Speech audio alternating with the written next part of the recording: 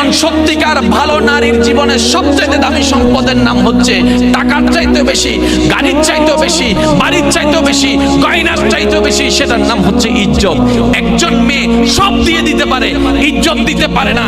একজন মেয়ের সবচেয়ে দামি সম্পদ হচ্ছে ইজ্জত। এবার ইসলাম বলে আমি তোমাকে ওর সামনে যেতে নিষেধ করেছি যেখানে তোমার ইজ্জতের উপর হামলা হওয়ার ভয় আছে, ওইখানেই যেতে বলেছি যেখানে তোমার নিরাপত্তা আছে, ইজ্জতের কোনো ভয় নাই।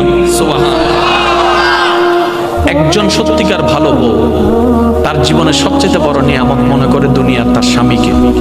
কারণ সবাই তার সাথে বেঈমানি করবে, আমার স্বামী কখনো আমার সাথে বেঈমানি করবে না।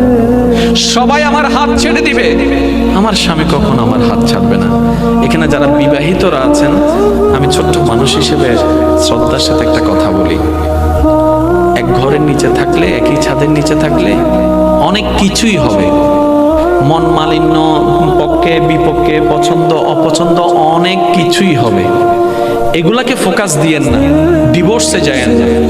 কারণ ডিভোর্স করে যেখানে যাবেন সেখানে যে মহাসুখ পাবেন এরকম কোনো গ্যারান্টি নাই। যেখানে আছেন থাকুন, আল্লাহর রহমতের আশা করুন। স্বামীর কাজ হচ্ছে স্ত্রীদেরকে মায়া প্রদর্শন করা, মহাব্বত প্রদর্শন করা, কেয়ারিং প্রদর্শন করা। আর স্ত্রীদের কাজ হচ্ছে স্বামীদেরকে ভক্তি করা, শ্রদ্ধা করা, সম্মান করা। দুইজনের পক্ষ থেকে যখন এই ইসলামের নিয়ম দুইটা চলে আসবে, অশান্তির সংসার অশান্তির হয়ে যাবে। সুবহানাল্লাহ।